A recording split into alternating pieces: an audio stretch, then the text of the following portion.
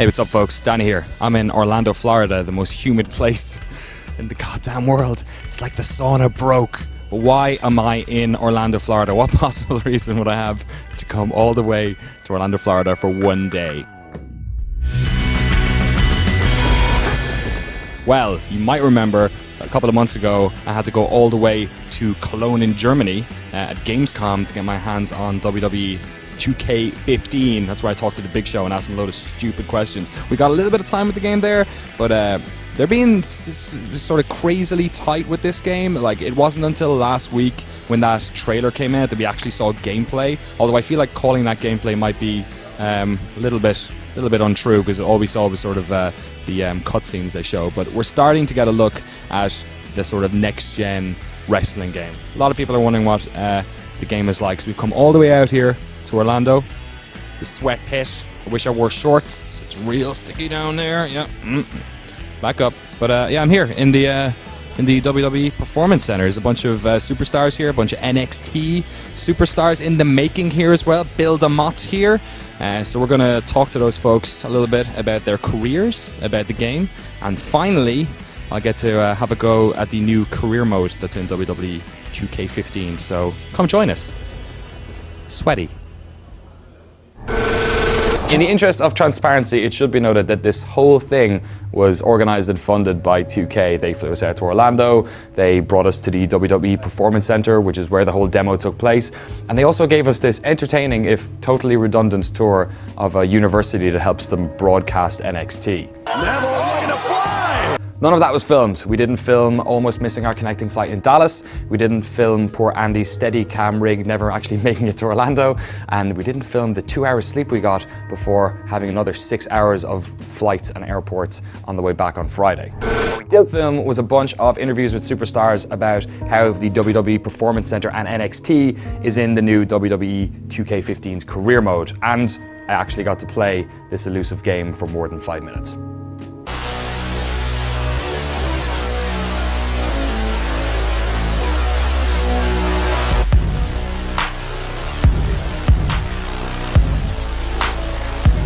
Bill DeMott, pleasure to meet you, sir. Hugh Morris himself. Oh my gosh, it is me. It is. It's you. How are you doing? This is Performance Center's your baby. What's it like having it actually in the video game? It's unbelievable. It's fascinating to think what the gaming system has come to, and then to see the Performance Center a part of it. And I always go by. I saw the red wall in the game. And everybody goes, yeah, but you're in it. And I go, yeah, that's cool, but did you see the 7 rings? And they go, yeah, but Bill, you're in the game. Yeah, that's great, but you see what we get to do in the game? I saw like the air conditioning system was the same. The banners are up there, word for word. It's my nose, though. You don't like your nose? There's something about the nose. It replicates a simulation of exactly what the path and the process that we go through here in NXT, from, like the Performance Center on towards NXT television and eventually to Raw and SmackDown. So I guess it's kind of the most real experience you can get without actually doing it and becoming a WWE superstar yourself. Cesaro, pleasure to meet you, sir. Nice meeting you. I hope you don't mind talking to another Irish person after what happened on Sunday. You put on a good fight, but looks like Sheamus took the belt home again. Well, he did, but if you're as good as I am, every time somebody steps in the ring with you, you just bring out the best in them, and they kind of grow over themselves.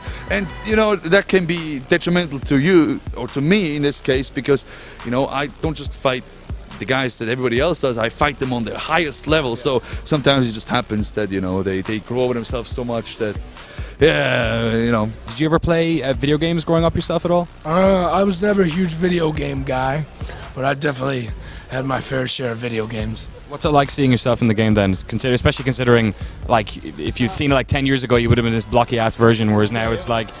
And that's easy to say because, anybody who's anybody remembers the first creator wrestler, and you're creating yourself and giving yourself cool names and face paints and tattoos and blah, blah, blah. And to see yourself actually on there and you look like the freak you created when you were a child, it's something else, man. And it's amazing, like, how spot on that these graphics are. It looks, to the naked eye, if you just glance at it, you look like you're watching the actual show, and that is just amazing to me how far technology has come. Did they make you do like a full body scan as well? I don't remember doing it, but it's kind of it's kind of accurate. You know, you go in the airport and they said, just step in here. And maybe I thought I was going somewhere and they went, we got him. And they said, oh, you're in the game. I said, how'd that happen? We were talking to your brother earlier, and he said he didn't play many video games growing up. Did you play much stuff at all? I played every WWE video game growing up that I could, and I wished that I had more time to play video games now. Yeah. I guess you guys are on the road quite a lot now, right? Yeah, unfortunately. Oh, we're not unfortunately, but I don't get as much video game time as I want.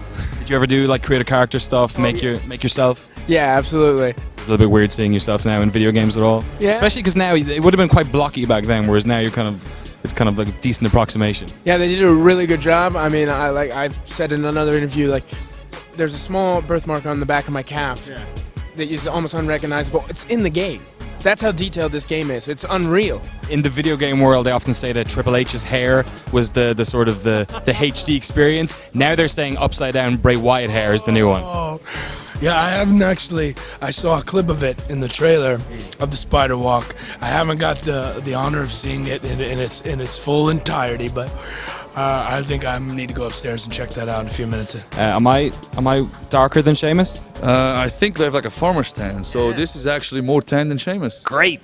Sorry, Sheamus. Poor guy. They also have bigger muscles than Sheamus. Not really. Okay. Thanks very much. I have to give credit where credit is due, you know. Speaking of muscles, you've got quite a lot of them. What's it like seeing yourself in the video game? How does Cesaro in digital world compare for the real life thing? You know, it looks incredible. The video game just looks incredible, and my character in the game moves incredible because I did the motion capture for it. I think the stats could be a little bit higher, but you know. How much work does a WWE superstar have to do, like on a personal level, for every one of these video games? Like, what did you actually contribute yourself? Oh, well, I did a lot more than everybody else because, you know, I'm better than everybody else. But everybody did like the facial scans and then the voiceovers, you know, for catchphrases and stuff like that. The whole body scans, the gear got scanned, all that stuff. And then I went the extra mile and did some motion capture for, you know, the Cesaro swings, Cesaro suplex, the European uppercuts and everything. So everything's very authentic when it comes to Cesaro because, you know, nobody else can do what I can, so they had to bring in the specialist, you know? It's fair enough. Did you have to do extra work on your trim that day when they were scanning your face? Oh, no. This is all natural, you know? I'm not like Sheamus has to spike his hair like a Guido or something, you know what I mean? So I'm, you know, comes after Irish Warrior and has gel in his hair, so I don't really get that. You know, this is all... It's all you. It's all me. You don't have much hair to gel. Exactly, and I'm proud of it, you know? I was real worried saying that question because no. You know, my hair just went into retirement earlier than I did. So this is the bit where I actually talk about the game, but sadly they didn't allow us to capture any gameplay or allow Andy to record when I was playing off screen, so we don't have any, which is an absolute bummer. So I'm going to try my best to explain what it was like playing this game, and Andy's going to have to do some really clever editing. First things first, yes, you can make weird, freaky people in the My Career mode. My dude was tall and pale, kind of like those dudes from Prometheus, but with red lipstick and a massive Irish flag tattooed across his entire body. There's loads of itty-bitty customization, and considering you can have your superstar invade your friend's career mode, there's a lot to be said for making a real freaky dude or diva. The game opens in a pretty solid recreation of the WWE Performance Center. Your aim is to climb from there into the NXT ranks and then eventually make your way onto SmackDown or Raw, guided by the omnipresent, if badly lip-synced, Bill DeMott. I was actually losing my first introductory fight when it kicked into a cutscene of my opponent real life beating the crap out of me for some reason. He was fired and I got a contract. Wrestling. First thing you'll notice, the game looks pretty great. The superstars look far more realistic than ever before, the crowds are denser, and animations across the board have been improved. Unlike 2K14, superstars interact with the ring a lot more realistically, using the ropes to pull themselves up when they're tired, and falling realistically against turnbuckles. The fights themselves are incredibly technical though. At least for me, they felt kind of soulless. Timed reversing is as prominent as ever, and the overall pace is slower than what you're used to on TV. Lots of grappling, lots of ring control, and building your meter to get to a finishing move.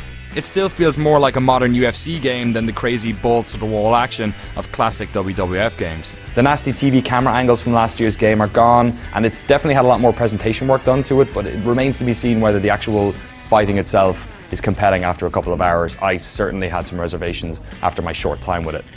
Career mode's progression is pretty interesting though. You don't gain notoriety from winning fights necessarily. Your progression is dictated by social media buzz, and the better you are putting on a show, the more followers you get. This means ensuring matches have good back and forth, interesting moments, and using fan favourite moves.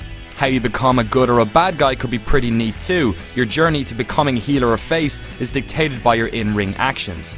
Be it telling Daniel Bryan he's a jerk in a queued up cutscene, or something more dynamic like pulling the pads off a turnbuckle during a match and ramming a face's face in it. So it looks next gen, it's got a bunch of modes in it, most of them I'm not allowed to talk about.